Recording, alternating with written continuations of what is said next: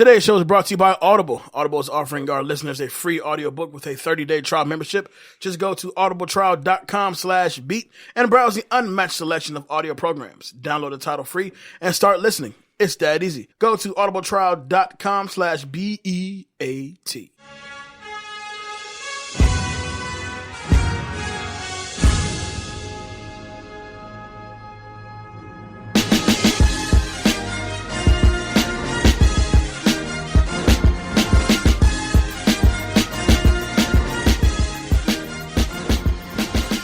My name is Willie Willie Beamen. I get the fan. Screaming. I got the ladies. Creaming. Then you can defeat me. You're dreaming. Goddamn right. Goddamn right. That was perfect, fellas. I was trying to move the One take. One take. We did it. What is the deal? Welcome back to Classics, the cinematic movie podcast that takes you back to the iconic films of 20 years ago, right here on the Big Three, iHeartRadio, Spotify, and Apple Podcasts. I am your guy, Jons. With me, of course, is... Danger Neff. David Danger Neff. What up, partner? What's the word, man? Just chilling, trying to be like you. Really? Yeah. We were standing on the corner looking like cheap whores, waiting for today's guest. Hey. We talked about this. We mid-price. I said you didn't look cheap. Y'all got glasses. So, $40. Every time I hear somebody say $40. $40? I can't wait to get off work. I'm going to go squeeze my little ass up in this right now. Okay. Random sound effects. Gotta love it. How was your week, man? Today I was on a 4-hour phone call with a vendor. Oh. Trying to get shit paid off and shit taken care of and all that. And you know how the rest of my weekend went. Yeah. Yeah. Well, that shit sucked. Do you want to discuss that? I don't really want to discuss that. No, fuck it. But you know what? Fuck y'all, Atlas Apartments, okay? Fuck y'all, and stupid ass, bitch ass, little Talon ass. Just because I was parked in the wrong motherfucking spot doesn't mean you get to tow my car. Fuck y'all. Ooh. So you do want to talk about it? No, I just talked about it. Yeah. Okay. They got the whole story right there. That's wild. You want to know more? Just DM Danger Neff. No, I'm pissed off. Yeah. I'm pissed off Neff now. Yeah. You should make a GoFundMe for the tow charges. I would. I should. But I'm white. Nobody's gonna sponsor. At least now we know what happens. So with that being said, we have a special guest on today. Well, let me tell you about Actually, how are you, sir? Yeah. We need to talk about you. I'm tired. I've had a busy weekend. My cousins were in town. Shout out to Jose and Diana coming out from LA. We hung out all weekend. I got little to no sleep all weekend. I actually called off work today because of set no sleep. No. You admit that on the radio? Yeah, I mean, the podcast? It's already past 8 o'clock now, so my shit's already done. So whatever. But also I caught 6 Underground on Friday. How was it? It is literally Michael Bay's cocaine. He lost it. Like the movie opens in the middle of a car chase and explosion. You have no idea what the fuck is going on. No idea. It's entertaining. On Netflix, right? It's on Netflix. It's entertaining. But it's a Michael Bay movie.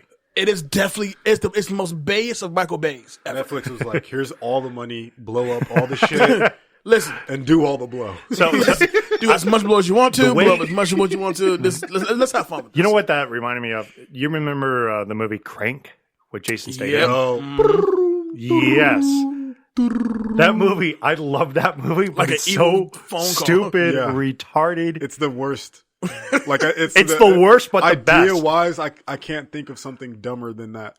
Oi, if I don't keep, it's like Speed, but somebody's heart, right? If I don't keep my adrenaline up, I'm gonna die. I'm gonna die. If I don't keep my adrenaline up, my chest is going to explode. And then Chester Penny. Get it, you're from Australia. Yeah. I'm not even from Australia. I'm not even fucking Australian. It's New Zealand, damn it. I'm a Kiwi. I'm a Kiwi. Well, if you're curious about this third voice out of nowhere, we've had him on the show. Damn, how long has it been? Over a year. For sure. It is. It's been almost 2 years. My daughter's 2 now, so Jesus. it's been more than. My daughter's already 2, actually. Wow. So it's been more than 2 years. This is before you actually got a daughter on the way. Exactly. Jesus I think the Christ. last time you talked to me, you were like, "What do you know what it's going to be? Do you have any names?" And I was like, "Meh." So Daughter I think it for was You named your daughter Meh? Yeah. I know. I had a young daughter. Her name was Meh. She's brilliant. She's a brilliant little baby. I didn't even think they could put that on a birth certificate, but Right? they decided to Yeah, do How do you so. spell They that? figured it out. M-U-E-E-H. There's a Y in there somewhere. MEU, Mesh. exclamation point. U-H-G. Well, last time he was on the show, we did Austin Powers, International Man of Mystery, the first one. Yes.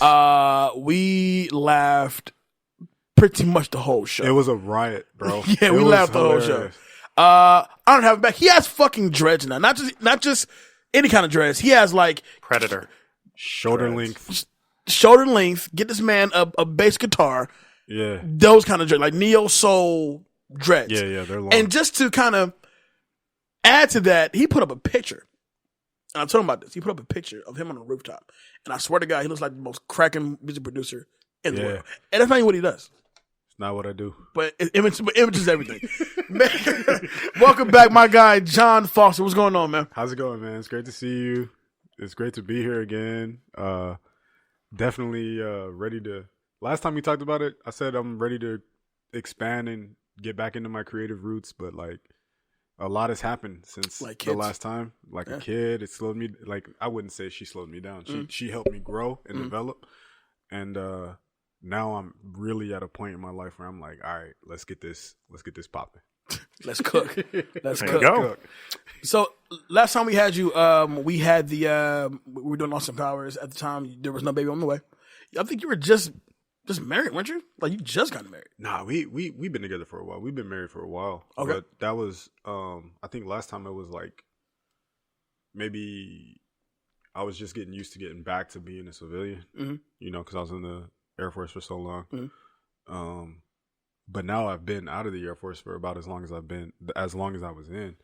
So I think actually this January will be the year that I proceed 6 on both sides. So Wow. yeah, and I think I made a joke about it last time. I'd be like, I was in the Air. People ask me like, "Oh, you were in the military?" I'd be like, "Yeah, I was in the military for 6 years," and they'd be like, "You 17?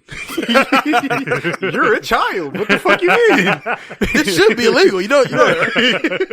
They brought drafting back. What the fuck is that about? But yeah, now I think I've gained the dad face, Right, so I look right. a little bit more mature, and not only that, but I especially feel more mature. I went through some things, just ready to grow, man. Right. So being a dad, what's that like? That has to be a. What's that like? I mean, okay. Maybe I should reword. Are you not referencing your own child that you have? Let me What's that like? rephrase the question. As a father myself, There you go. how does being a dad change you as far as your focus and really your ideal of the ideal future for your daughter? Ideal future and like overall purpose is completely different, right? Mm-hmm. Like you now have something to work towards and work for, as opposed to like I just want to get a check and I just want to have fun, right? Right. Now it's like, yo, I got this. I need to get this baby into the best. I got to teach her everything that I know, and I got to give her the best possible disposition in life, so that when she's growing up and going forward, that she don't got to go through the same struggles I went through. Right. Right on. That's the biggest difference. Other than that, I mean, shit. I just made a little couple changes here and there. Don't smoke no more. You know, we was talking about that earlier. Congrats and damn. At the same I know, time, right? yeah. Like it's weird, but the thing is like there was times I'd be outside smoking and my daughter would come to the glass door and be like, "Daddy, daddy," and I'd be like, "Oh shit, I'm wasting time, man. I could be in there having fun with my daughter." What does she sound like? Daddy. a lot like on. hey, Mr. Funny Man. Mr. Fuck you, man. Eddie. Okay. All right. So since then, what have you been working on? Since then, fatherhood is really taking me a lot of places. switch jobs. Nice. I'm currently about to take on a new position at a network security operations center. Okay. And kind of getting back into my field instead of staying in retail and stuff. Slowed down on the art like a lot. So like I haven't done like a real piece in like a year, but I'm trying to pick that back up, get right back into it. Yeah, the inspiration is definitely there for sure. Yeah. To get back into it. So now I definitely want to pick that back up. Trying to get fit, man. I need to get this body fit so I can be around for my baby for the long run. Really, absolutely. That's like the main thing I think about. But other than that, just having fun, enjoying my daughter, man. She's cool. Right on, man. She's hella funny, man. For me. It's my daughter, Meh. My daughter, Meh. Meh Foster. Meh Foster. Is there an exclamation point next Actually, yes, that's actually really close. Her name is Amaya. Oh, yeah. All right, yeah, that works. Cool. So it's Meh as a nickname. It's Meh, yeah. Now it is for sure. I'm gonna go home. When I go home today, Meh. come here, Meh. Meh, what are you doing? So the one thing we've always bonded on is like is your love for film. Just like with Dave, like the love for film has always been there. Yeah. With the Golden Globes coming up, we don't really too much care about the Golden Globes, but we care. We care. But it's not that's really not our Oscar show. No. No. But the fact that you can't necessarily like overlook that a lot of the Golden Globe stuff does kind of teeter on over to the Oscars, right? So with everything that we've gotten this year, what do you think has the best shot of going like Best Picture this year? Best Picture, I think. What's wild is the fan choice would obviously be Endgame. Just because that like last second, like I'm inevitable. Tony Stark. I'm Iron Man. But was he chewing gum at the time? Nigga, he might as well said $40. $40. And I'm Iron Man. I'm bitch. Iron Man. Snap.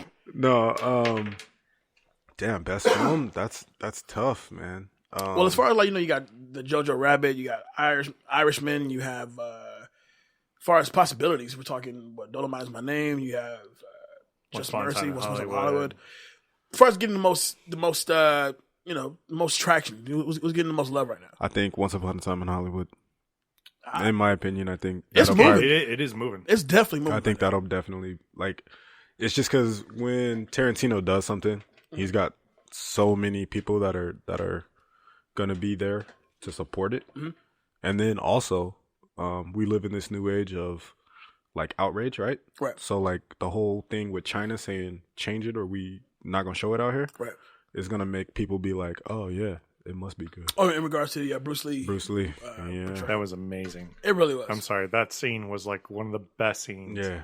I'd seen from Tarantino in a long time. Let me ask you, what do you think is going to Best Picture?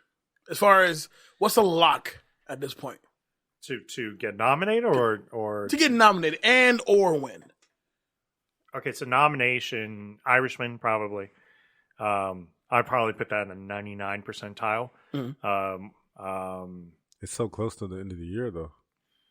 Yeah, but it doesn't matter. Yeah. Like the way Who killed it's Hoffa? It's funny you mentioned that because so in 1999, because that's the year we would be talking about right now. In 1999, The Green Mile dropped December of 1999. Good point. And I got nominated for Best Picture.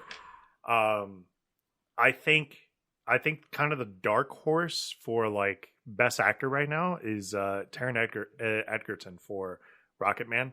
Like it got slept on almost all year long, and in my opinion, he did a better job than what Rami Malek did. I agree. The movie itself is way better than Bohemian Rhapsody. Oh, it is. It is fantastic.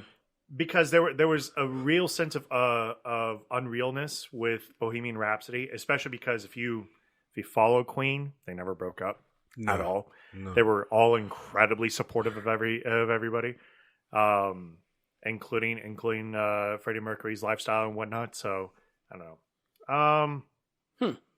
Well, I put up a poll on the Back to the Classics Movie Talk page. That you did because we had a. it was interesting.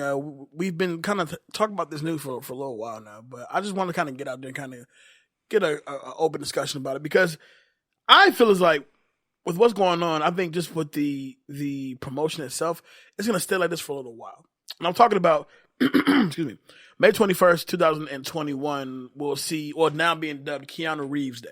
Yeah. So, with that being said, our Savior, Lord and Jesus, Jesus Christ. We should call it like Keanu 4, the Keanu 4 Day.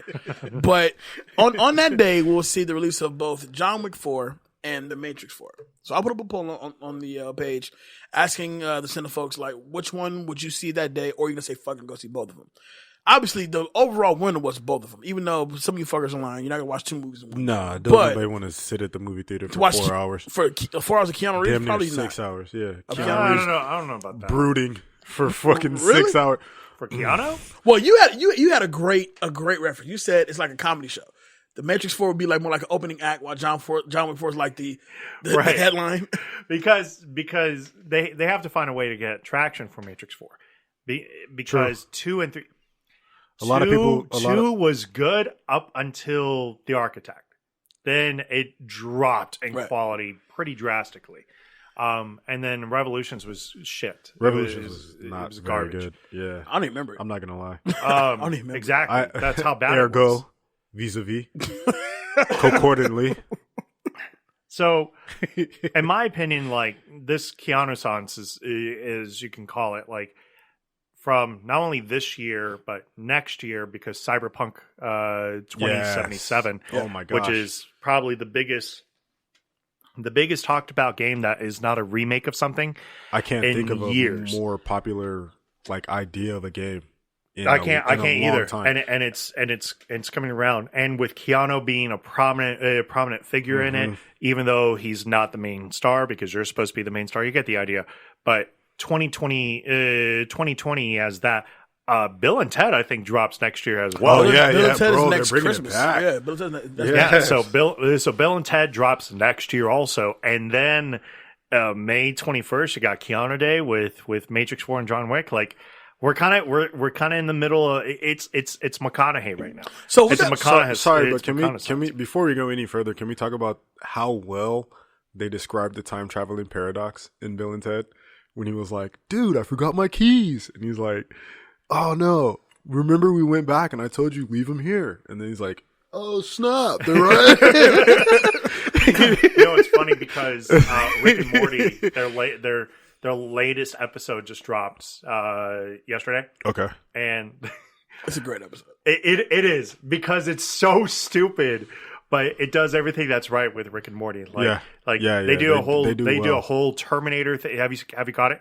No, I haven't catched that. Okay. I haven't catched that episode. But they did a whole Terminator-esque themed time travel paradox thing with it, but it all deals with snakes. And it's like, and these snakes have the most normal life, bro. It's basically everything that humans are, just with snakes. And their speech, they're just like hissing back and forth with each other. So you know what's being communicated, but you don't know what's like being communicated. It was so stupid. That show's so crazy. The one that always stands out to me is when they keep going like further and further into like like it starts off with people like sitting on chairs ordering pizza, right? And then it ends up being the pizza ordering the people, and then the chairs ordering the phones. Oh my god, bro! That's like the episode that always pops into my head. But to come back to this, like what should be our realistic expectations for this Keanu-sans? Let's be honest. Like with these, I missed that the first time. I like that Keanu-sans. With these 2 movies opening on the same day, one of them is bound to move. Let's just be honest. Sure. But I think if they're going to move them, they may not move them until last minute, because really at one point when you had 2 movies starring the same person come out the same day, somebody's bound to move because they want to maximize the box office. Yeah. Now it's more like, well, think about it. If we get was it Lionsgate that does John Wick? Yeah. So you get Lionsgate that does John Wick, Warner Brothers that has The Matrix. How about we have them work together? Like, dude, if we drop this on the same day, we'll run the fucking box office. That's Keanu Reeves week that week. If they're actually smart, they doubled down on the whole like Keanu Reeves thing. Yeah. Right. Like in terms of their marketing. Yeah. Market your own movies and whatnot. But nah, man. Like have the commercials go back and forth, Do the and social then media stuff. fuck with each other. Yeah. By having John Wick appear in the Matrix and then vice versa. Yep. You know, Neo appearing and make like John and like, Wick a fucking Just- program in the Matrix or something. right. Yeah. Just combine it together. Yeah. Can you imagine if they did that? That would be nuts. I would be like, that would be some Rick and Morty oh! shit. That would be some Rick and Morty shit. For Right, real. exactly. I'd be like, Yeah. oh my god, this is stupid, but But I it love works. it. But it works. Yeah. This So, is the all right, dumbest shit so I've ever. John, let me ask you this: so John Wick 4, Matrix 4, or double feature?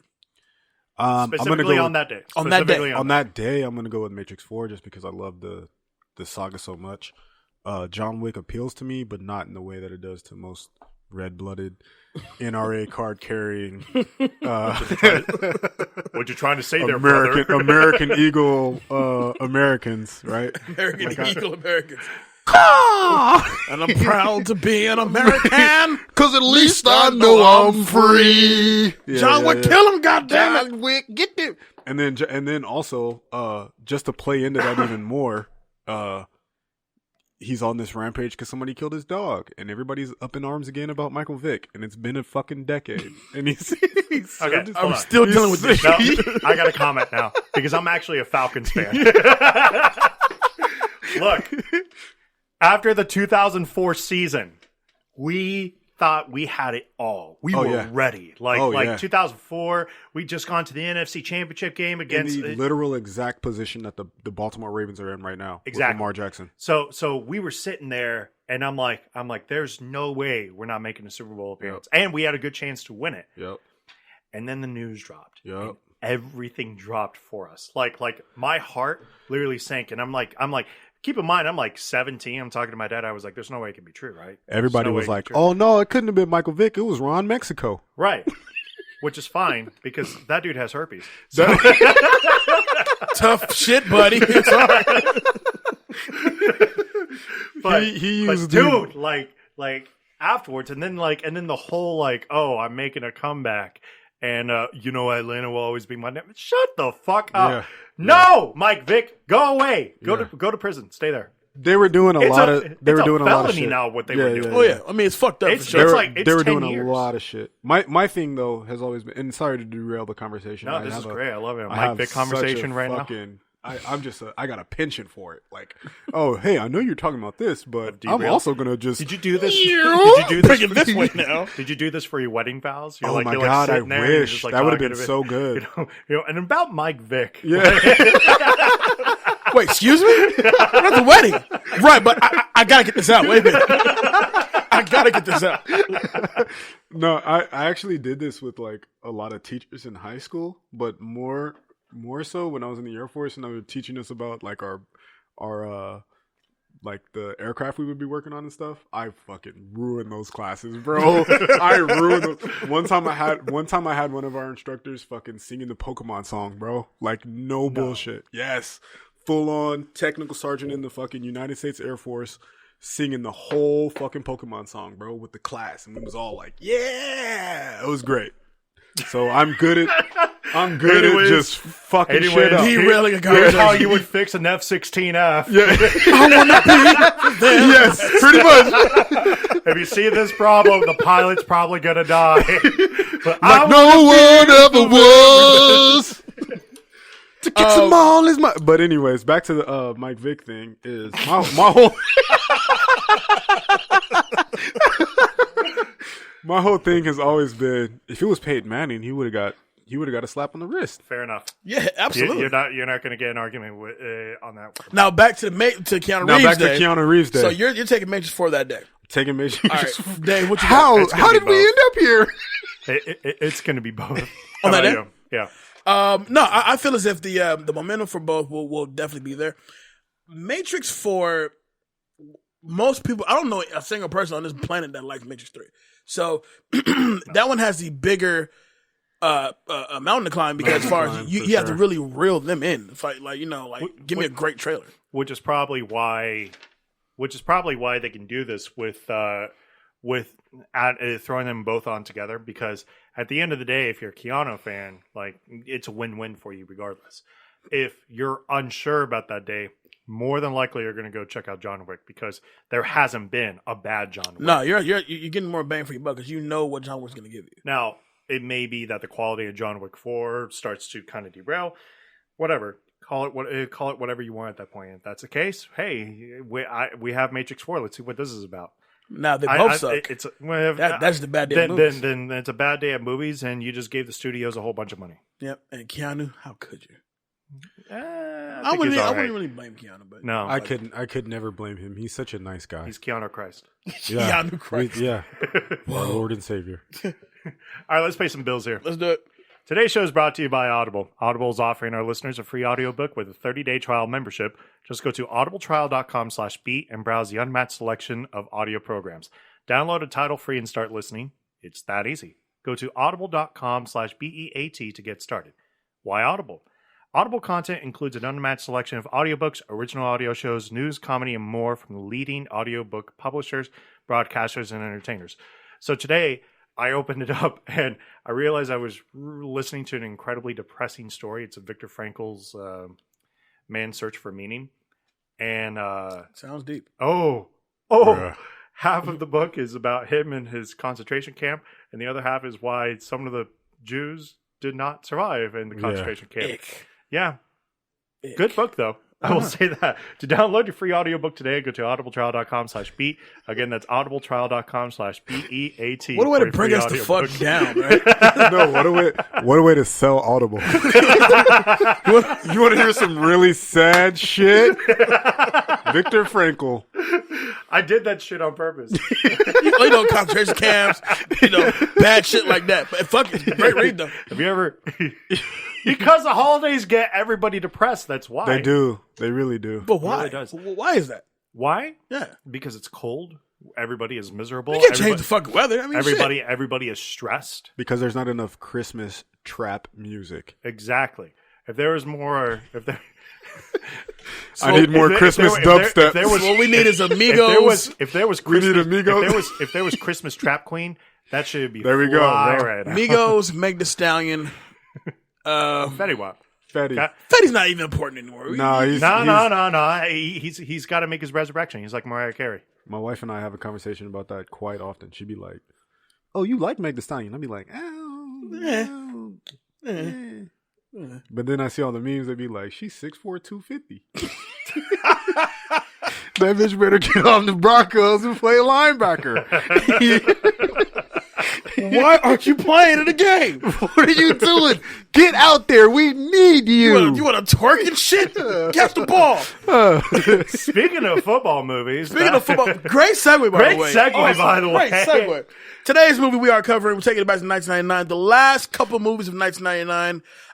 Before decade. We go of that millennium. That millennium. Whoa. We're going to a whole new millennium. Oh, we're going there now. We're going there. Man.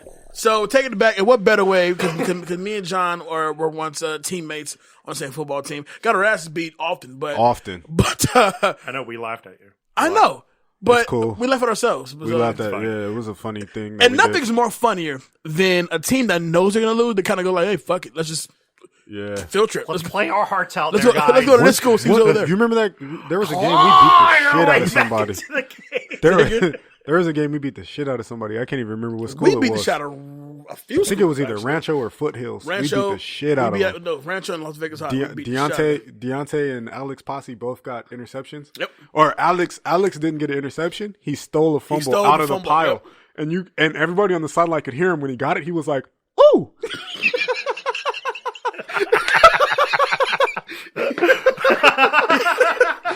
Like he didn't even know he had it. Like, all right. He grabbed that shit. Oh, that's the game that Sam got a fucking one-handed interception too. Not the broken finger. Oh no. The one-handed interception. Yes, you're right. Everybody on the sideline was like, "Oh shit!" It was like Madden. The fucking field shifted. Like, nigga was like, "Yeah." We're taking it back. We're taking it back to Any Given Sunday. Original release date December 22nd of 1999. Shares opening weekend with Man on the Moon, the Jim Carrey classic. Production budget of $55 million with a box office total of $100.2 million. Currently sitting at a 52% on Rotten Tomatoes. Is that fair? That's fair, right? That's fair. I think it's fair. It's a Michael Bay football movie. Well, it's not Michael Bay. It's Oliver I Stone. know, it's not Michael Bay, but it is a the Michael Bay pacing and the movie. fucking the way it's shot. It's fast as shit. Yeah. But I will say that, like, because I remember watching this like twice the last 10 years and trying to get into it. And I was like, man, the pace is so slow at like this point. But when you watch it from the beginning, it speeds through. It really does. Like when it got your full attention, it really does fly by. But I love this movie. I'm not gonna flex. I like it a lot. I like it a lot. I'm not gonna lie. And mainly because of what it represented at that time, as far as like really the rise of the dramatic Jamie Foxx. It was like the Jamie Foxx LLCoolJ beef that lasted maybe 1 hour. Oh my god! You know what I'm saying? Like, there was a beef. Bro, they hated each other. He did a whole 20 minutes in his comedy special about that. About LL. Yeah, the LL gave him a diss on what the. But that's because he actually hit him. Yeah, they actually fought. Yeah. What we see in the movie, that's actually them actually fighting. Yeah. Which is true story. Good job, Oliver Stone, for Right. capturing that. Yeah. Put that on tape. Wax that.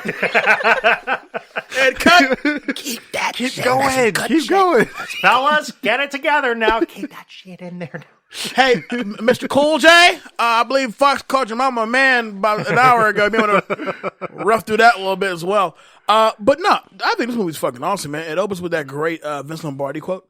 And then it goes into we're like right in the middle of the shit as far as like this movie teaches you two things. One, don't play professional football. Yeah. Just don't Real do talk. it. And then furthermore, it shows you how the game itself is just dangerous, right? Pure brutality. Pure brutality. You know, motherfuckers losing their eyes, all kind of shit. But then furthermore, behind the scenes, how they just don't give a fuck about you. Wasn't Romanowski in that? Romanowski's in it. Terrell Owens is in this. Dick Butkus is in this. A lot of people are in this. Dick Butkus. The craziest person on the planet Earth. Romanowski. Bill Romanowski isn't on because the big dude he's a former bodybuilder. Yeah, like the big white dude is a former bodybuilder. I know that because he was also in Unnecessary Roughness. He's all in the program. That big the program. Yeah, where he picked that chick up and was like, that's fucking insane. The program was so good. It was. Dick Butkus is in this. Y.A. Tittle, Pat Tomei, Warren Moon, Ricky Waters, Emmett Smith, Johnny Unitas, who they actually reference, and then he's the opposing coach for the Knights, the Dallas Knights. Yeah. That's Johnny Unitas. That's Johnny U. And then furthermore, man, Charlton Heston's in this fucking movie. Charlton Heston's in this That's movie. Wild. Like that's insane. And mind you, those are just cameos. We're not talking about the main people. Like Jamie Foxx, right when he was getting big. Jim Brown, Lawrence Taylor. Jim Brown. LT was in it. LT's in this. LT has a prominent role in this movie. And he was rock solid as an actor. You know what's funny? When I think about LT in movies, all I can think about is his cameo in fucking Waterboy. When he's don't that's smoke crack. Which reminds me of another lesson there, kids. Don't smoke crack. They're like, yeah, you're right. The literal, like probably. I think football fanatics will say he's probably the best football player to ever play football. He's at least the best. He's at minimum the best linebacker to ever play the game, without a question. And I mean that's including like the linebackers they have in this. Dick Butkus. Dick Butkus was a legend. Wow. And it's funny because Jim Brown reminds me so much of Mike Singletary. Yes. That I was like, oh, right, that's Jim Brown. That's not. And I'm like, he's coaching defense. Like Jim Brown's coaching defense. Wild, right? Yeah, because Jim Brown was probably the best running back to ever play the game. You know, unless you're a Peyton fan. I mean, he was fine. There's nothing wrong with that. He was Adrian Peterson before. He was Adrian Peterson, but with Adrian Peterson with weight. Yes, like with he weight but also he moved like sweetness. Exactly. So he's not just gonna come hit you like no matter what on the sideline. You're not gonna hit him out of bounds, right? Which is what's crazy about like if you think of the NFL like back then because of where Cleveland was. You realize that at one point they had Ernie Davis, the Express, and Jim Brown on the same team. Ernie Davis was the first black man to ever win the Heisman the Heisman Trophy out of Syracuse, but he never played it down for Cleveland because that's when he got diagnosed with Hodgkin's lymphoma. But man, This that movie, game, that Squad. team would have been insane. Squad. It's So way different. It's a much different story than all those little turds they got now. Yeah, well, Bunch of little dudes. That nobody can't do shit. wants to talk about a running back who's only in the league for 3 years. True. No offense, Devontae Freeman. Sorry, a lot of Hey, at least lot Chubb of is anger leading. there. Chubb is leading the league in rushing yards. I'll give it to Chubb. so You're in trouble. in this movie, do you know what the league is called? Oh man, Isn't it like the Extreme it's Football League? basically it's the AFFA, the Associated Football Franchises of America. Entirely too long of a title. That's wild. Entirely too long of a. I mean, of a but it league used to be that way. The USFL, the United States Football League. before it became the NFL. No, it was the USFL, USFL. while the NFL was going on, and then they actually like went out of business. So let's talk Pacino. Pacino plays Tony D'Amato. He's the head coach for the last 13 years of the team. No, like 30. 30. 30 years. Okay, cool. Like 30 years of this team. You do what you're fucking told. And then a piece of spit went off of his mouth and landed on my lip. And Like, what is this? here's why Pacino's acting in the 1990s leaves a lot to be desired, because after Son of a Woman, like, he did not give a fuck anymore about what role he was. Correction, Heat was the only other good role that I would consider of his That in he had the took at that time. 1990s. Well, Yo. that Devil's Advocate. Yo, No, I don't consider Devil's that. Advocate, not so much. No, it's so man, corny. He was. I It's love pretty. Devil's Advocate. So it's. I like it. Right. Again, we're back to Keanu. Keanu, yeah, that Yeah. Keanu sounds. Get off my show, Keanu. God damn you.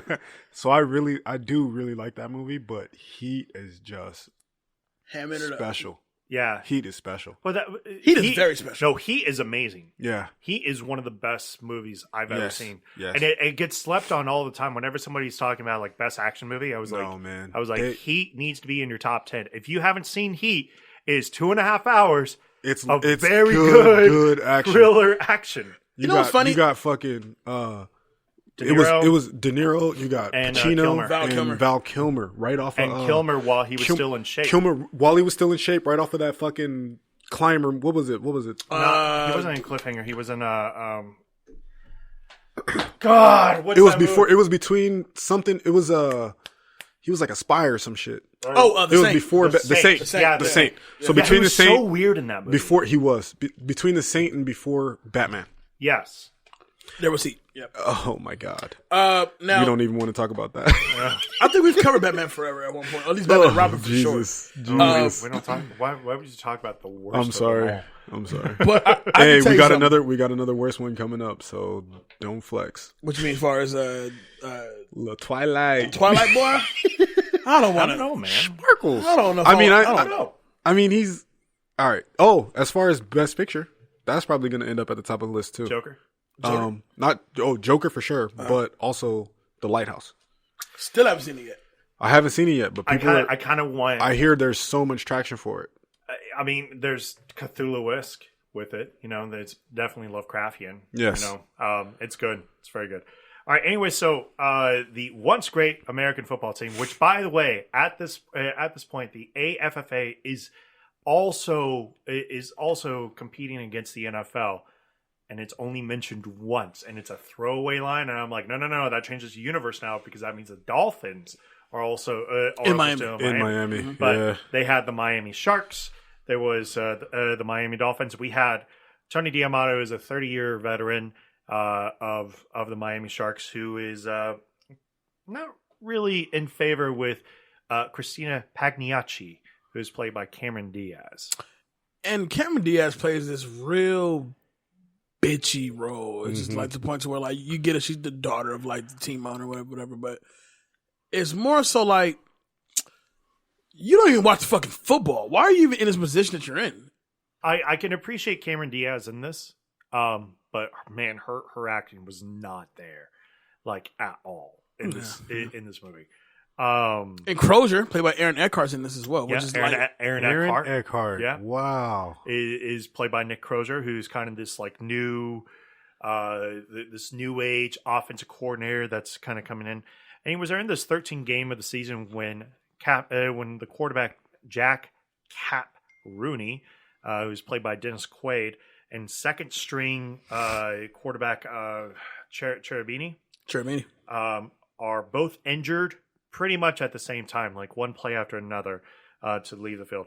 Desperate, they call in Jamie Foxx, who's the third string quarterback, Willie Beamen, to replace him. And Beeman's first move onto the field is that he decides to vomit, which becomes kind of a trademark characterization of him. Like, they're going to win the game as long as he vomits in the game. Yep.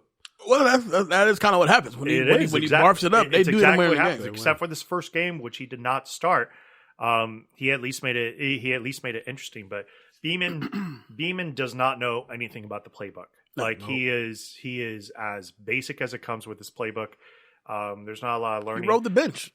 He did, but not only that, but he's been in the league for like 5 years. Mm-hmm. So he was just this constant guy that like never got attention, never got anything. Probably played most of his snaps in preseason more than anything else. Right. Let's talk about the dynamic between Pacino and Quaid, between Tony and Cap, because you can tell they have this father-son dynamic. Like Cap played for Tony for a while now. He was a vet. Yeah, he's a vet in the game. So when he's two-time MVP, two-time Super Bowl or Pantheon Cup, whatever they want to call it. I think it was winner. So when he gets hurt, it actually directly affects Tony. Yeah. Unfortunately, the Sharks, they do go off to lose the game. Then he goes see Cap, and then Cap. This particular scene is wild because you have the wife there who is supportive of her husband. The wife's played by Lauren Holly, of all people, but who is supportive of her husband, but she's pissed because in her mind he's no longer the star anymore. Right. You know what I'm saying? Like a back injury, and James Woods as the team doctor, he's Snake off top. Yeah. Just the way he carries himself. Oh, James Woods is a natural snake. He's too good at playing a snake. He's still Hades in my eyes. But he's still always. What are those? These are the new Air Hercs. New Air Hercs. Classic football scenario, though, right? Like the star cannot lose their job to injury, right? And and it's so crazy that this is in '99, right? Like, and it's kind of like a foretelling of the league and how the league is going. It was foretelling today. It was even foretelling at that time. That time, because literally that year, or not that year, but the next year or two, Drew Bledsoe. Yeah, gets so fucking Bledsoe gets injured last 2 games of the season when a seventh string quarterback out of the University of Michigan comes out of nowhere and leads his team to a Super Bowl victory. Tom Brady, Mr. Irrelevant, the Mr. literal last pick of the draft. He was the last pick of his draft. You know, and he wound up becoming the greatest of all time in a lot of sense. Now, there is something. But to go back on that dialogue of Quaid and Pacino, first of all, that's good bonding and it's good acting between the both of them, kind of rummaging back and forth. But the league is really not like that anymore. And I know a lot of people would turn around and say, well, what about Belichick and Brady? Belichick ain't loyal to anybody. No, he's been trying to the check. This dude has been trying to groom the ring. Yeah, he's loyal to the ring. He's been trying to groom Brady's successor for the last 7 years. Exactly. And he wanted Jacoby. He wanted Brissett. He wanted Garoppolo. He wanted Garoppolo. You know, even when the fluke season that Brady gets injured for the year, Matt Castle, you know, comes in and it's not that. He just hasn't found anybody to really replace him with, and Brady's is not going out. So they're very workmanlike more than anything else. Yeah. Whereas, you know, back in the day, Mike Sherman and Brett Favre were really best close. Friends. They were the super best close. of friends. So, and that's like 1997, 1998. Mm-hmm. Obviously, the Packers would win the Super Bowl. Can you tell I need my own sports show, people? Damn it. Yo, goddamn. Literally was just talking about that today. I was like, yo, I love movies, but I love sports. I need a sports show. For sure. Okay, so the next day, Tony goes to see Christina, and this argument ensues about the future of Cap and really the future of the team. Right. I want to talk real quick when he pulls Beamen into the game. Right. Was that the conversation that you had with him and saying, imagine that you're playing ball? I did not like that conversation. No, I didn't at all. I'm slightly uncomfortable with that conversation. It is, because the conversation is basically saying like, yo, like, remember how I know nothing about you whatsoever? So the best way I could relate to you is by basically saying, hey, remember when you were poor? Yeah.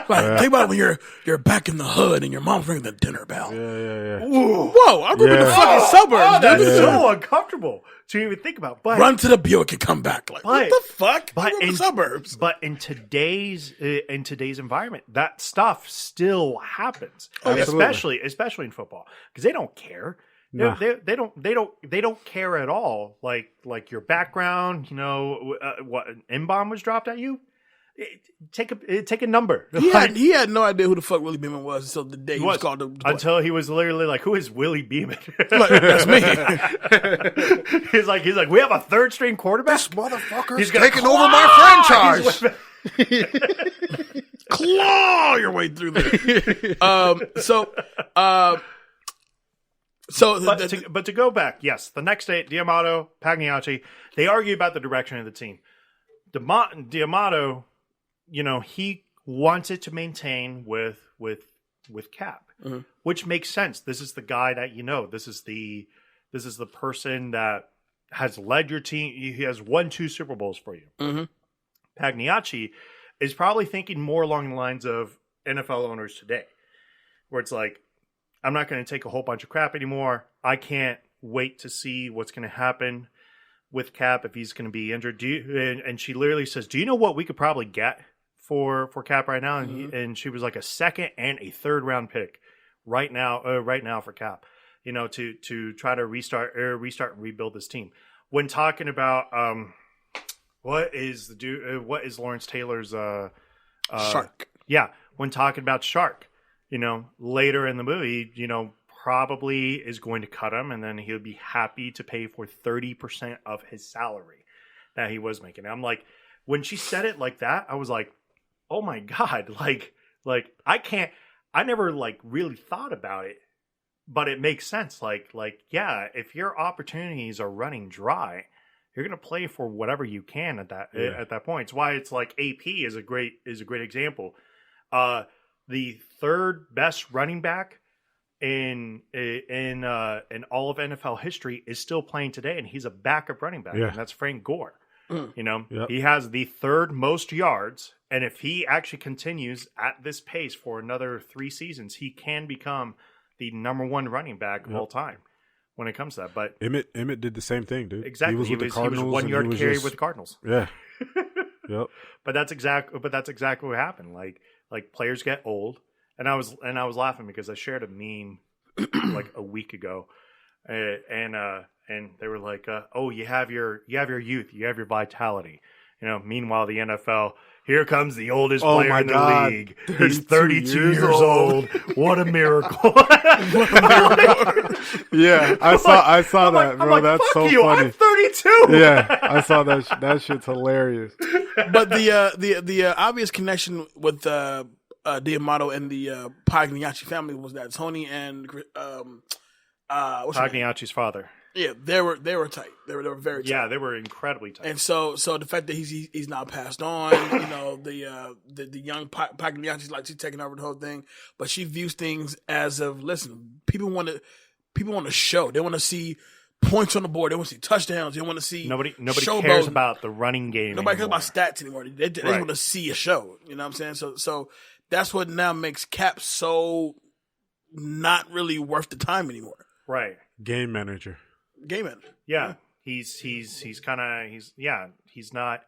Mahomes right now. No. Mahomes airs it out 60 yards, no problem. Easy. To a speedy wide receiver down the way.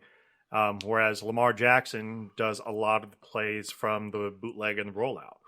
And it's a thing of beauty to watch. no doubt about it. How you get 5 touchdowns and only have like 150 yards passing? I don't know.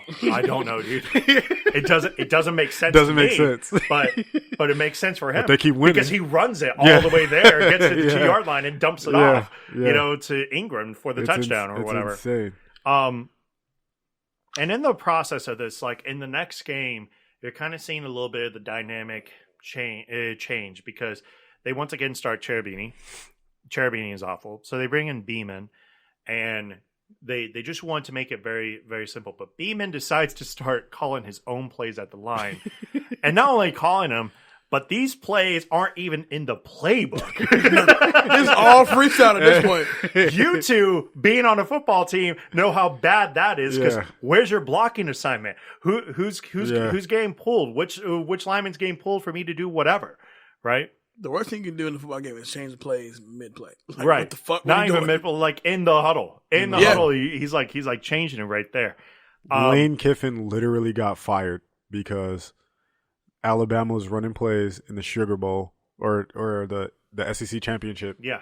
That they had never practiced. Right. And funny story. Pacino is essentially exactly what Saban is right now, right? Yeah. Like he's like such a absolute embodiment of exactly what Nick Saban is. Mm-hmm. Kind of like what's his name for the Heat?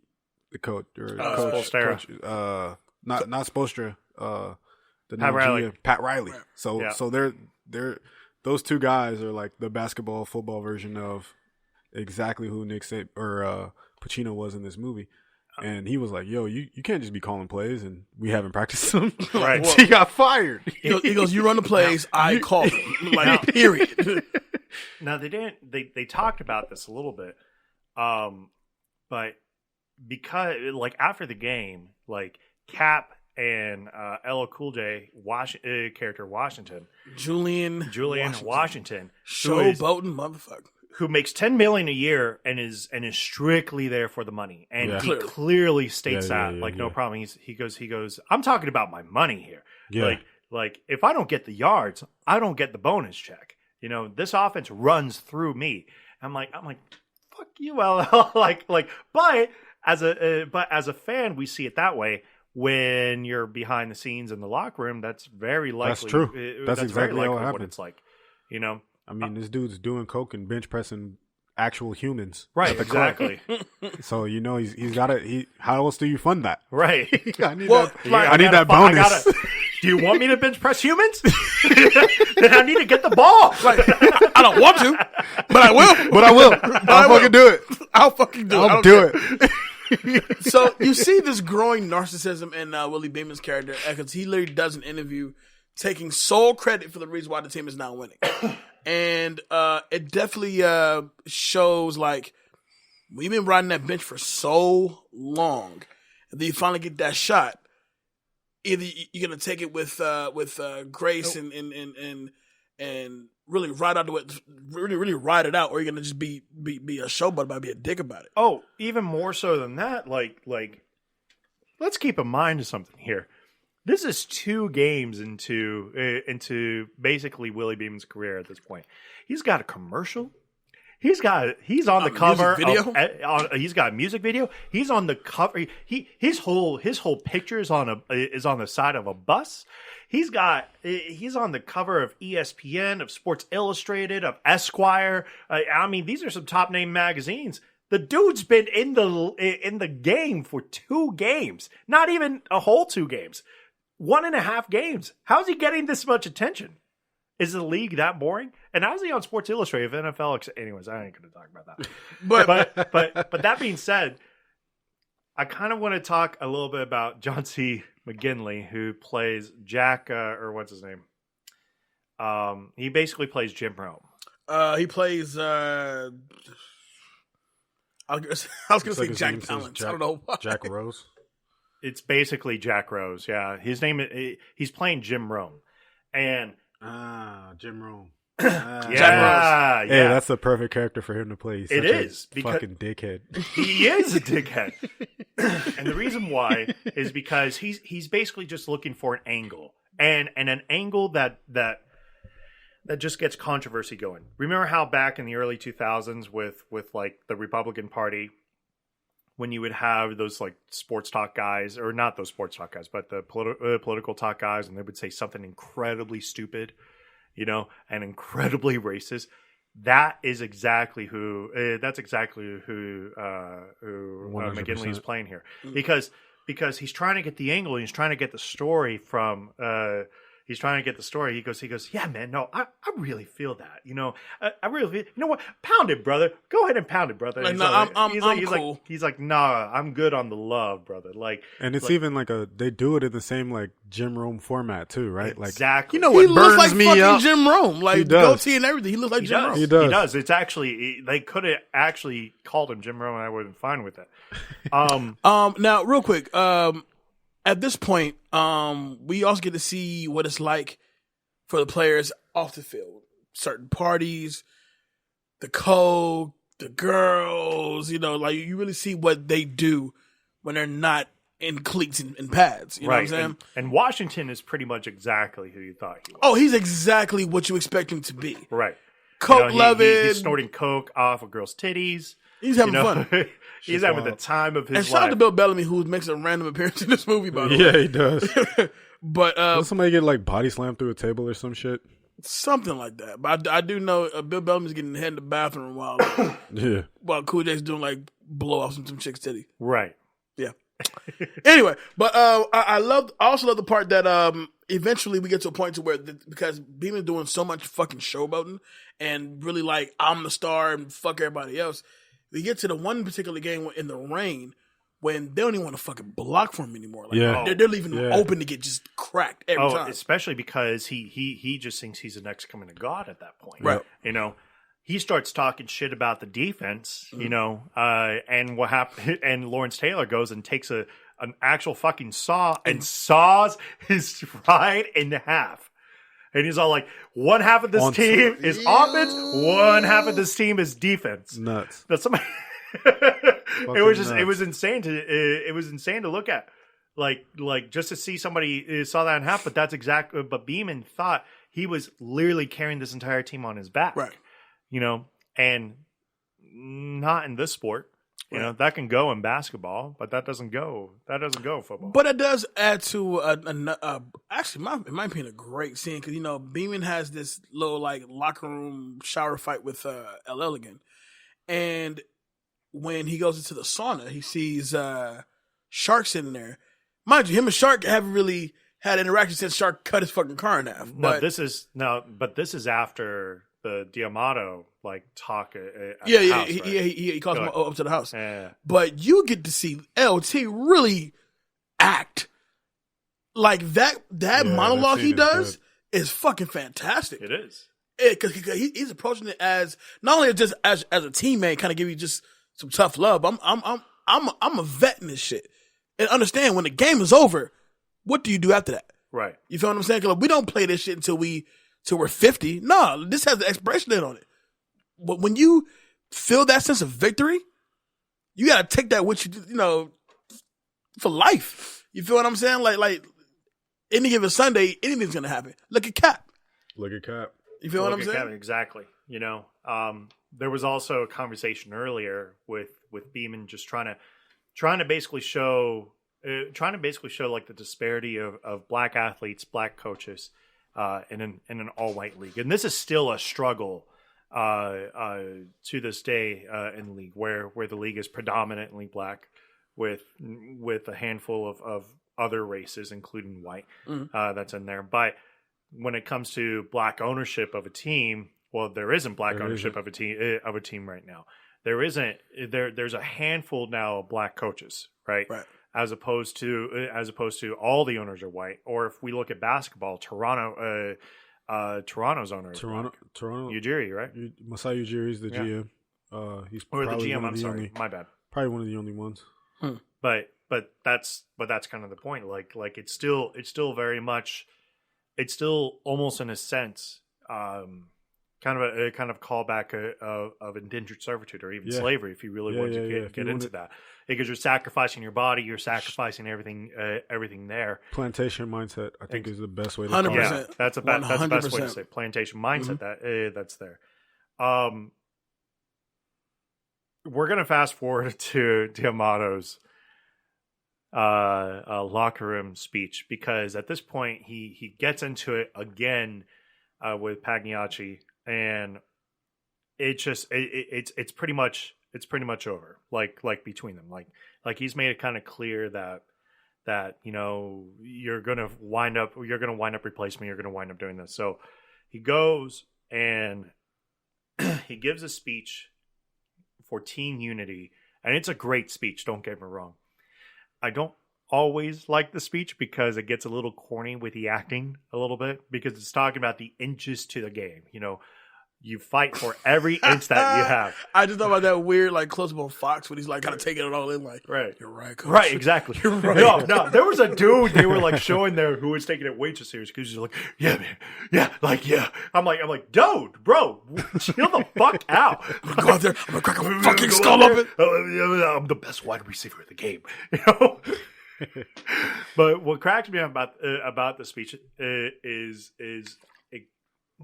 they gave too long to Al Pacino, because Pacino had the room at one point, and afterwards he's just like, you gotta claw your way for all these inches. So what was that? It took me on everybody right in the out front of row scene. and shit. Claw your way. What movie are you in, bro? They're not gonna come and fuck with us in our own home. He sounded like a 1970s James Bond villain. Yeah. You gotta claw your way out of your Bond. Out of your Bond. You're not just gonna get out of here on the ease. You gotta claw. You gotta claw. So the Team Unity speech does come up, and this is actually the game where Cap does come back as starting QB. Yeah. He busted his ass off. He busted his ass off to get back. Yeah. And he really should not have been. No, this is not for him. But Nigga's another 47 years another old, scene bro. that pisses me off. Another scene that pisses me off is Cap, who overall is probably a pretty decent guy. Takes care of his kids. Can tell he kind of lives pretty modest for the most part.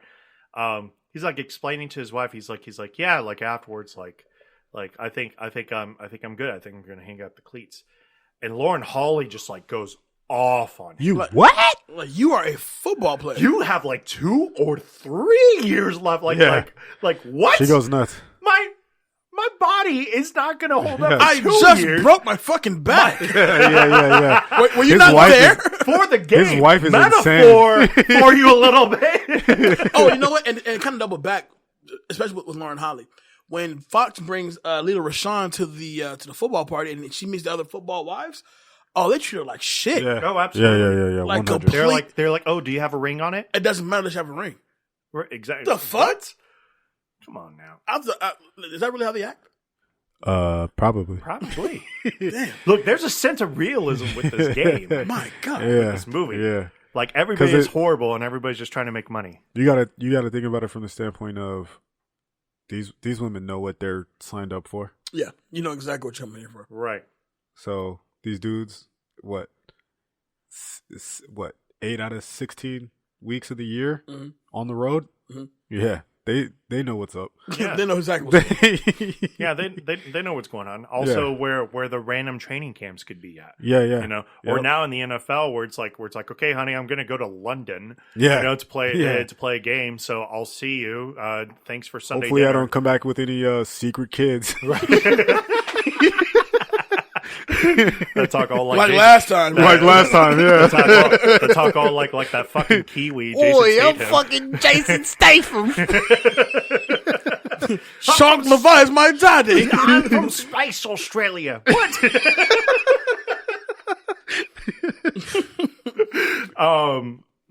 So Beamen apologizes to his teammates for his actions, and they go on to play a really, really great game. In the first half of it, Motherfucker loses his eye. yeah, okay. Loses his straight up. eye. I had a problem with the scene. And here's why, because they actually opened the dude's eye up and his eye is still in there. I'm like, that's not how losing an eye works. His eye is There's supposed to be there. There's supposed to be a hole in there. Yeah. Because there's an eye on the field. Yeah. That was probably True where story. I was like Oliver Stone, you could have really cut Bro, why that didn't scene you out. get somebody without an eye to play that part? I know. The dude's on set with just like the eye patch. Also, Here's my time. It's my fucking time to shine. You got no eye in here, bitch. Don't call me Skullfuck Jones for no reason. What? why is my eye blowing? Why is that your name? My eye blows bubbles, bitch. Bubbles. Straight bubbles. Bubbles, bitch.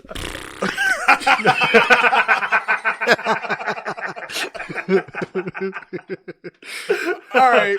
Okay. Real quick. So, also, to kind of touch on the brutalness of this game. When you go way back to the beginning of the movie, when they're getting their ass kicked, right? But just before they actually lose the game. But the one guy, I think they're playing with the Americans or some shit like that. When I tell you the guy gets tackled, and I want to say it was either Shark that does it or the other guy that does it.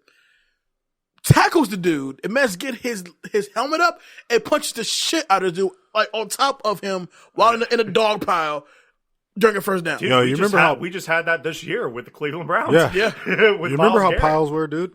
Yeah. You remember how even in practice, if we got in dog piles in practice, it was like I'm punching whatever.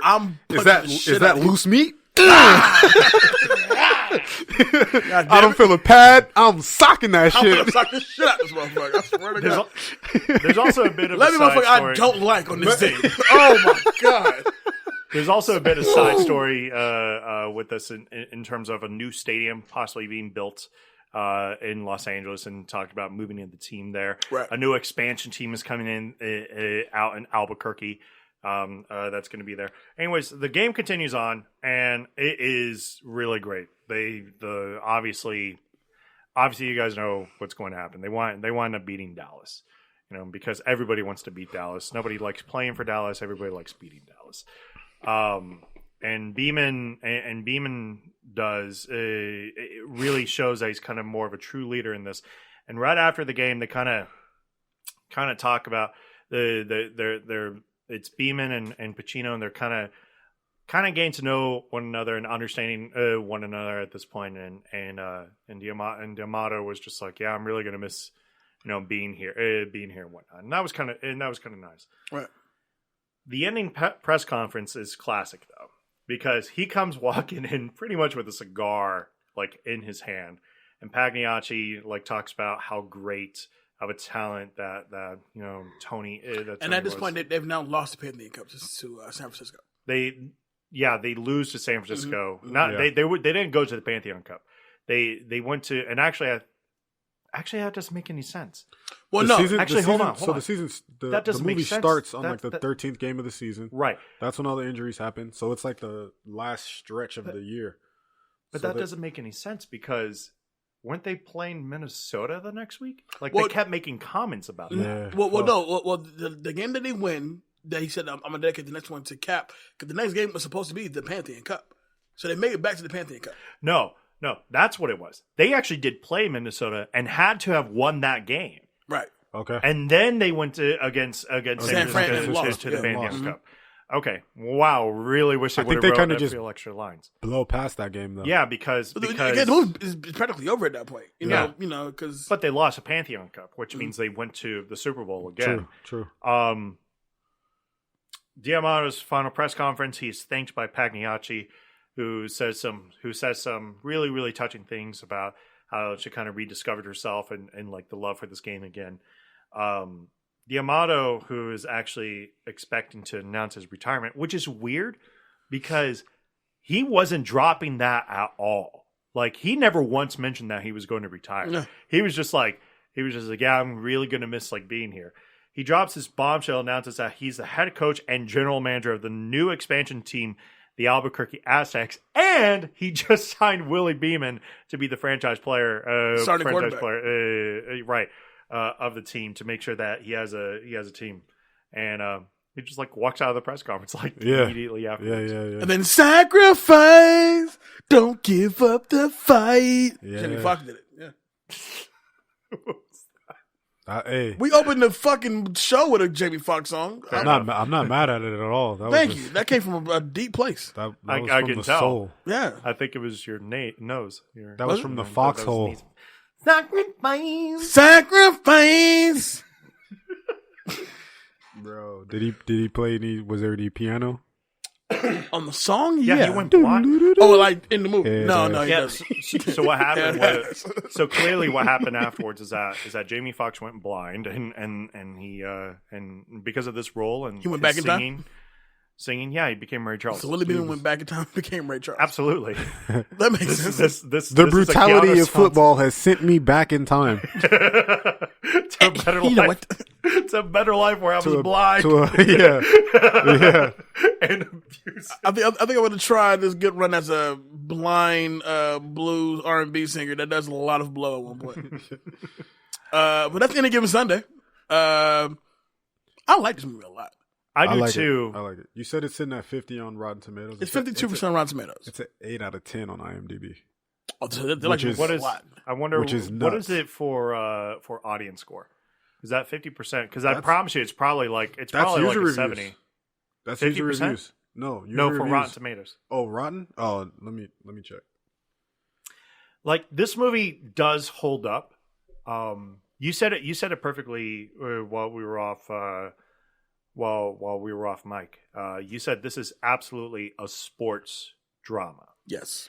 And in my opinion, it's probably the first real sports drama that like got deep into it. Outside of, I think, The Natural. Well, that covers all facets of what we believe to The be life of the Right. life of athletes a and football stuff. player. Right, exactly. Now, it's not my personal favorite. On and off the field. My personal favorite is... What else did we have? The Untouchables. Speaking of Keanu Reeves. Do you mean The Replacement? Or the Replacements. replacements. There we I'm like, go. wait a minute. I was like, I'm what are the nah, fucking he's Untouchables? definitely not That's the not the right Untouchables. word. The Way replacements. below his pay grade. Way above There his pay was- grade. after this came out, ESPN made the show about. I think it was called The Show, wasn't it? Yeah, they made the show.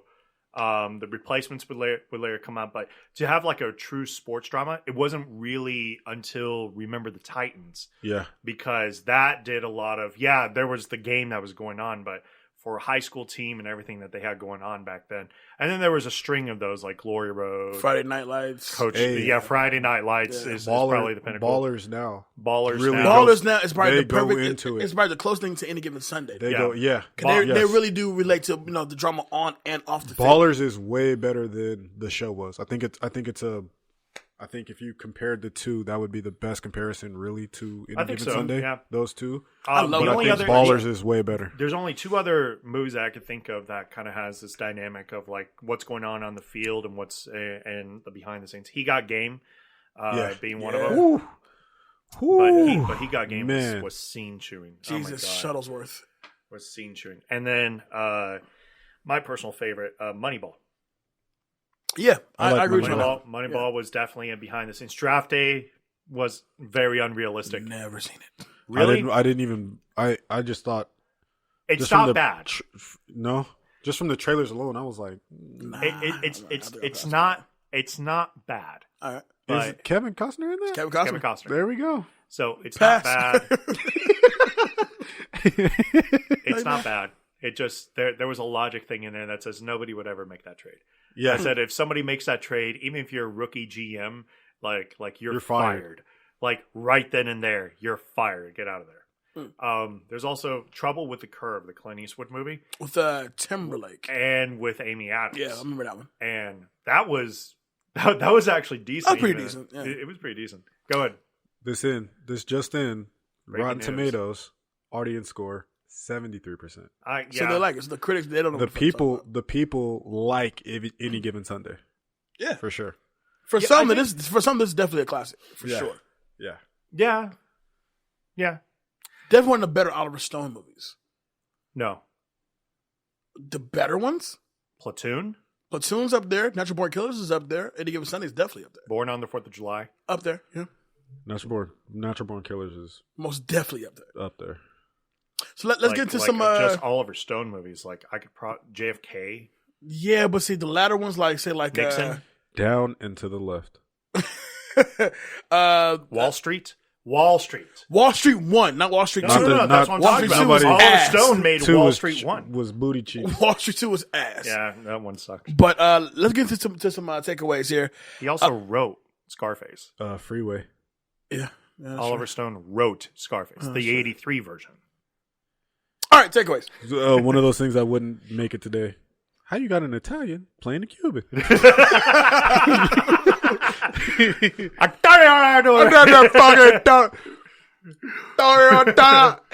right, so Jon Foster, What the fuck in my mind?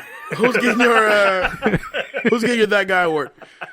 That guy award is gonna have to go to LLCoolJ, doing blowing body pressing human beings, and also actually having a fisticuffs with Jamie Foxx. Even though he's physically way much bigger smaller. He's so much. Jamie Foxx is so much smaller than LLCoolJ. It's not even fair. But we're toe to toe with him, no problem. Toe to toe. Yeah, that makes no sense. Jamie Foxx is 5'9". LL's like 6'2", right? LL's a guy. 6'2". He's a It guy. looks like he could be a running back. Yeah, Jamie Foxx is 5'9". 5'9". Barely looks like he could be Towel Boy. Yeah. That chick award. That chick. I can't give it to Pagliacci because she was such a not that chick. She was awful. But I'll tell you what, man, Cap's wife, she took the cake. You got at least 2 to 3 years. I just broke my fucking back. What are you talking about? She was like, bro, Straight up slaps him. I'm like, do you realize he just broke his back? This Miami Beach house isn't gonna fucking pay for itself. I broke my back. You broke your back. I broke my back. Spinal. Spinal. All right. Spinal. That full award. That fool. I got to give it to James Wood, man. Oh, snaky good boy, call. snaky boy. It's kind of tough for me to do it because he was really good at what he did. He was so be a snake? good. Yeah, at being a snake. Like, you're a good snake. You're a fucking You're the great greatest snake. Ooh, piece of candy. Cut that out. Ooh, piece of candy. Come on, we gotta go. Come on, we gotta go. Actually, I'm gonna stay. Fine. Just fucking. Ooh, piece of candy. Ooh, piece of candy. Cut that out. Cut that out. That's what I got to. That Pagliacci gets that. Oh, one. the entire character has to get cut out. What's that? You mean like her entire The character? entire character? No. I mean, she does play kind of a like crucial role in moving the story forward and everything, but nah. I just don't, it's like yo, chill. Why are you so anal about this shit? Why couldn't it just be the dad? Because the dad died. Now it's my goddamn team. Iconic scene. Most iconic scene I gotta give that to the Willie Beamen video. The video shoot. Got to.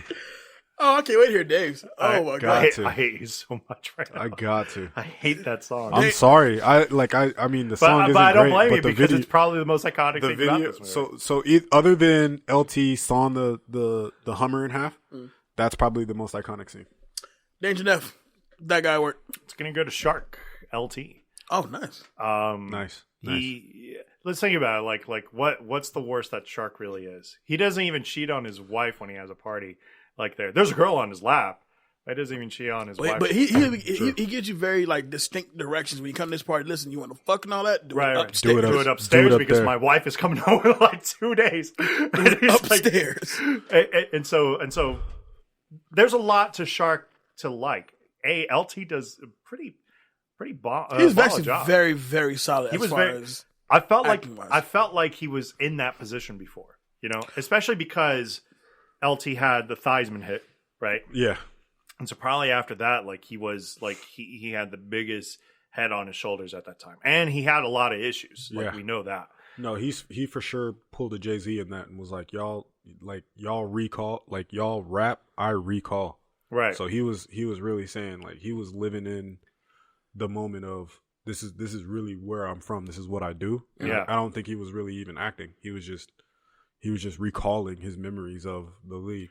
It's something I appreciate about him because it gave a sense of realism with this movie. Yes. That shit could work. I'm going to give it to, we never talked about her, but I'm going to give it to Pagliacci's mom. And Margaret. Yeah, and Margaret. Because she's such a sad character. But because she's like, I hate this game because it's taken away my husband, it's taken my daughter, it's taken my youth.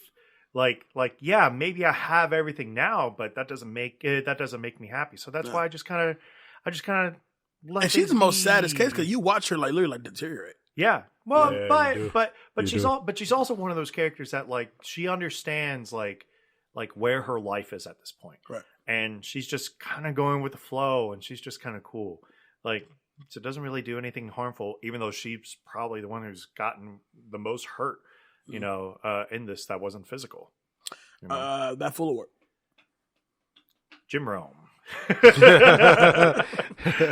All right. For those of you who don't know who Jim Rome is, Jim Rome was a former ESPN newscaster. And he was known for one thing only, and that was the Jim Rome Show. Sure, yeah. Rome's on fire. Rome is burning. Yeah, was fine. But at one particular point in the show, he thought he thought he was the best sportscaster to ever exist, and that's clearly not the case. And he wound up like speaking about Jim Everett, former quarterback of the Los Angeles Rams, calling him Chris Everett. Who Chris Everett was a very, very great American tennis player at the time, basically saying that he plays like a girl because he's always hurt at the time. Jim Everett whooped the shit out of him on his own show. On his own show. And you know for a fact that McGinley is the same exact way. That's why they showed the whole scene of him getting pushed down and like him like screaming afterwards, because I love D'Amato's line like afterwards. He you know, after apologizing to him, you know, in front of press conferences, he was just like, "Where's your wheelchair?" You know, like because you're just crying. You know, where you got to sell it better than what this is. Baby back, bitch. I think he told him like, and I think Jim Rome was multiple times like, "Okay, Chris." Yeah. Okay. Yeah. He was like okay, that. He was Chris. like, "Okay, Chris." Okay, Chris. Yeah. And he came no, across, dude, he was disrespectful. I gotta show you this video. Bro, Please show it to me, bro.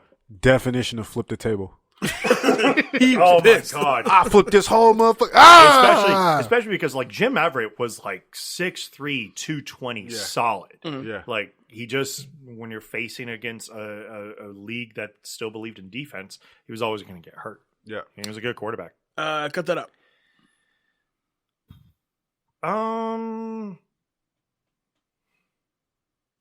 The eyeball scene.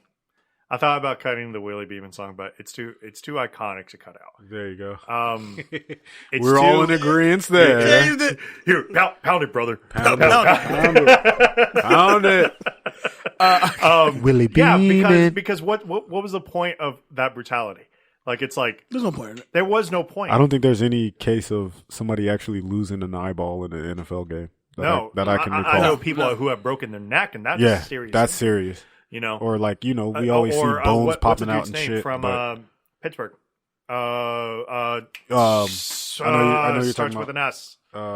Damn, I want to say Swisher, but it's not right. It's been 2 years now, and he's up and walking, and he's doing his. He's Shazier, Ryan Shazier, Ryan Shazier. Ryan Shazier, you know, broke his neck for the game. I watched that play. It was heartbreaking. That was wild, dude. Yeah, it was. It was crazy. But yeah, so the eyeball scene.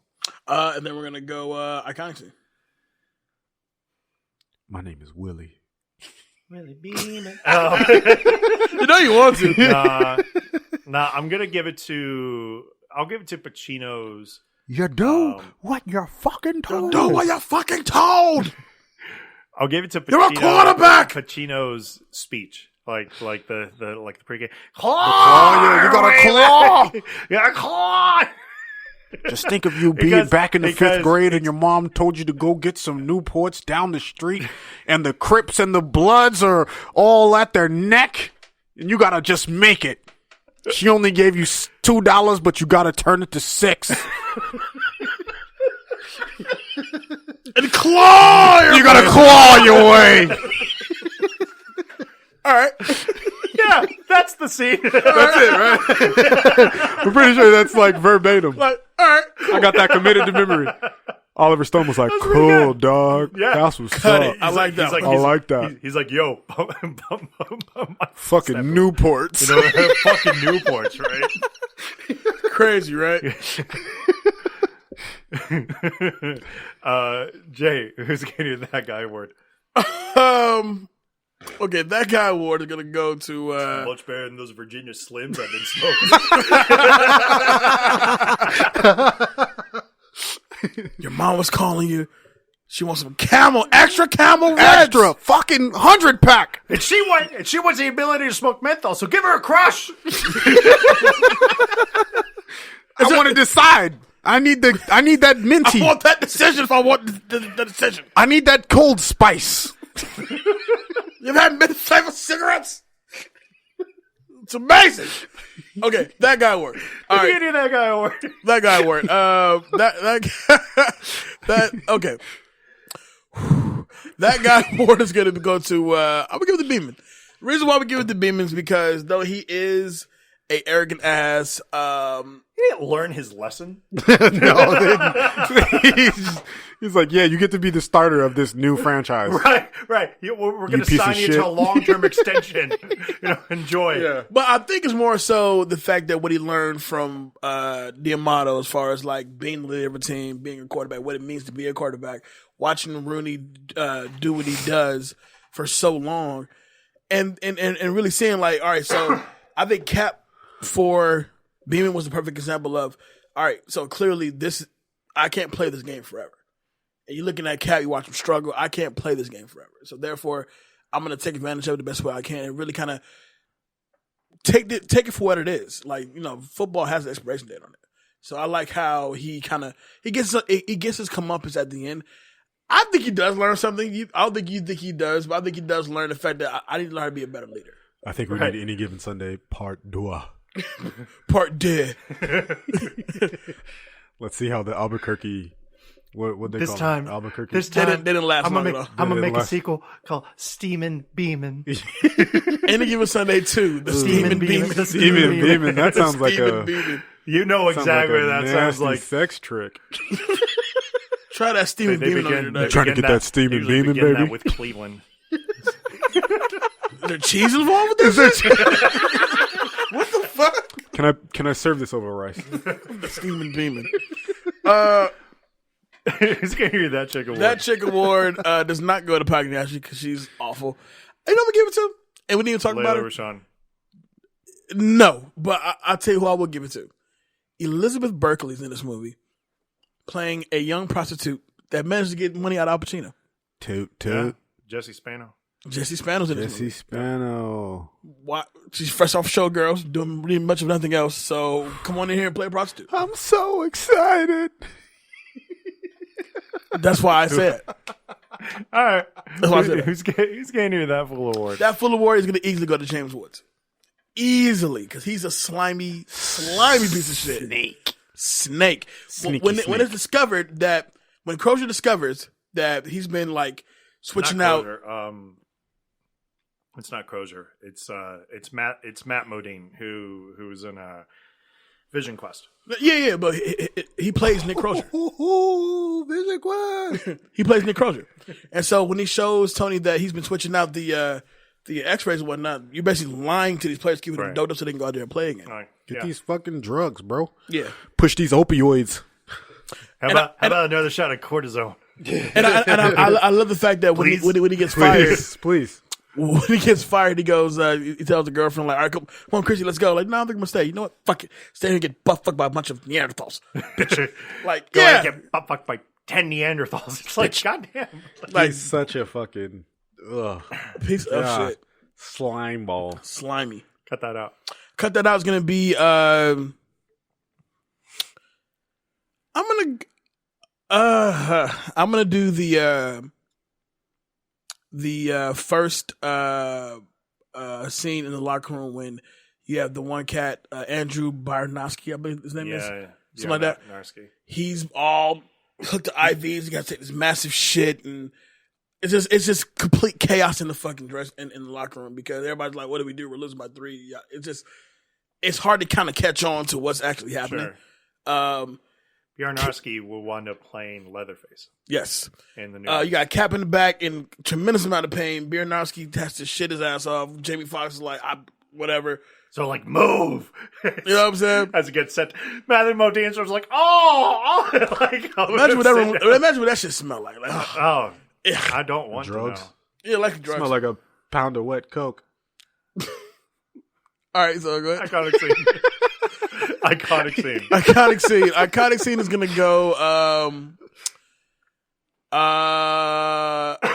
Fuck it, I'll go the Willie Beamen song only because honestly, when you think this movie, one of the first things that comes to your mind is the Willie Beamen song. As soon as somebody says Any Given Sunday, My name is Will. My name is Willie. Willie Beamen. You know what I'm saying? Not to mention, Jamie Foxx makes a reference to that exact thing on the Jamie Foxx show when he's playing ball against like Braxton or him and Braxton were playing against some cast he went to school with, and the episode ends with the actual Any Given Sunday theme song. Dope. All right, so let's get into some quick hits so we can wrap this thing up. Quick hits, and I'm actually surprised that I found some of the shit I found. Quick hits. Sean Combs, Diddy to most people, was initially cast as Willie Beamen, but and then found out he can't throw for shit. He can't throw for shit. But schedule conflicts. They were like quickly they found out that he was not a professional football player. The nigga throw like Uncle Rico. I can throw it right over those mountains. Clear over those mountains. Schedule conflict supposedly caused him to drop out when leaving the role to Jamie Foxx. Other sources cite that when the football experts began working with Diddy on quarterback drills, they quickly realized that he had zero throwing experience. They knew he could never be convincing as a pro quarterback, whereas Foxx was a natural athlete and quick learner at the position. He played football. He played back in the day. He played back in the day. So yeah, you guys are right. While we're joking, like back before they allowed blacks to be quarterbacks. He snuck in there and just he snuck in. He took his way. Yeah. As Oliver Stone is a San Francisco 49ers fan, there are several references to San Francisco winning the championship game against the Sharks. Of course. According to Jamie Foxx, LLCoolJ took the scripted rivalry between their characters too seriously and punched Foxx in the face while filming the scene in which their characters fight. That dude. They then had an altercation in which Foxx received a cut on his head before the two were separated. Foxx spoke about the incident in Jamie Foxx on Miami Security in 2002, and in 2006, Foxx announced that he and LL had become friends. Oh, I didn't know that. Yeah. I thought they would still beefing to this day. Nah. I think Jamie Foxx was on LL's album not so long after that as a guest. Director Oliver Stone tried and failed to get the National Football League's permission to use the real NFL team logos and stadiums for the film. Yeah, that like brought back that pushed production by like 8 months because of that. NFL don't play, man. You can't tarnish the shield. You can't show anything of theirs. Nope. They're ridiculous. The character Jack Rose is loosely based on sports radio talk show host Jim Rome, who was attacked by quarterback Jim Everett and talks smack. Okay, Chris. Okay, Chris. Ving Rhames and David Duchovny both turned down roles in this film. Comedian Chris Tucker turned down Jamie Foxx's role in the film. They realized he couldn't play either. Probably for good reason. Damn, I wish viewers could see my face right now. Chris Tucker. The fuck? The fuck? You mean the pastor? Okay, let me see. With a height of 5'9", Jamie Foxx is generally short for a real-life professional quarterback. For example, Doug Flutie, Dennis Quaid, who's 6 feet, is just tall enough to make the cut. Drew Brees is 6 feet. Exactly. New Orleans Saint QB Drew Brees is considered short for the position at 6 feet. Hey, that's wild because now it's a thing. Russell Wilson, Drew Brees. Yeah. Wilson is 5'10". In the Arizona Cardinals, they just drafted Kyler Murray's a little Kyler boy. Murray. I think is little ass boy. I think he's literally 5'9". Yeah. Yes. And finally, there were serious thoughts about creating a new film involving the Amato coaching the Albuquerque Aztecs, as mentioned in the ending of the movie. So we would have got an Any Given Sunday deuce. The Steamin' Beamen. The Steamin' Beamen. The Steamin' Beamen. Throw to the Pantheon Cup. And he give us our way through there. Well, that is back to the classics, man. I knew having this fucker on the show was gonna have me laughing the whole fucking show. But damn it, welcome back, man. Hey, man, you can't be going too long, man. Nah, I'm gonna be back for more for sure. For sure, as long man. as you'll have me, I'll come in and do anything. Let the people know where they can find you. Catch me on IG JF_Doom88 JF_Doom88. Easiest place. Dope. What up, Dave? What up, Where Jay? can they find you, man? You can always find me on Facebook, Instagram, and Twitter at David Danger Neff. I'm the co-host here at Back to the Classics, the cinematic movie podcast. Takes you back to movies from 20 years ago. As you just listened. It sticks. It does stick. A couple of great things that are coming out there for those of you who are interested into starting your own podcast. We do have beatnetwork.com/Beat Studios or Beat Studios. Let us know. We can edit. We can serve you up with a green screen. We can do everything that you could possibly want to get your podcast up and going. My guy, Jay Alonzo, where can they find you? You can find me on all the social media simply at I am Jay Alonzo. That's Facebook, Instagram, Snapchat, and Twitter. You talk to me and I'll talk back. The Facebook movie group, Back to Classics, a movie talk group on Facebook is up and popping, as well as Spoiling the Classics, a movie talk group is also up and popping. Go ahead and jump on there and join the conversation. Of course, my other show, Turn My Mic Up with the good fellas, Big Lowe's, Hollywood Kev, King Corey, and RJ every Friday on YouTube. Check that out. We are doing an Oscar show. Yeah. Coming up. Oh, this week is the two episodes. We're doing 2 episodes this week. Oh, shit. Ooh. Shit. Damn it. For those who didn't know, we're doing 2 episodes this week now. Because we just remembered. Exactly. But we will be doing 2 episodes this week. We'll give you the free preview now that our second episode we will be covering the top 10 movies of 2019 and the top 5 movies of the 2010 decade. of the 2010s. We're talking about 10 years of just some good shit And some bad shit. and some horrible Some bad shit. Some horrible shit. A lot of bad Looking shit. at you, Taraji P. Henson. Jesus. Which one? Miss Mary. Thank you. Proud Mary is Proud god Mary. awful. Oh god, it's god awful. But They used them stickers for bullet holes in that movie. yeah, that.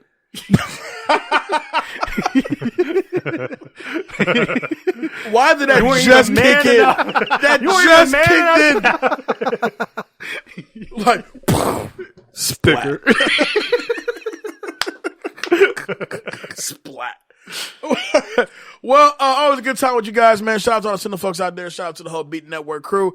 This is Back to Classics. I'm your guy, Jay Alonzo. With me, as always, is Danger Neff. We will see you guys next week. No, we will not see you next week. We'll see you in a couple days.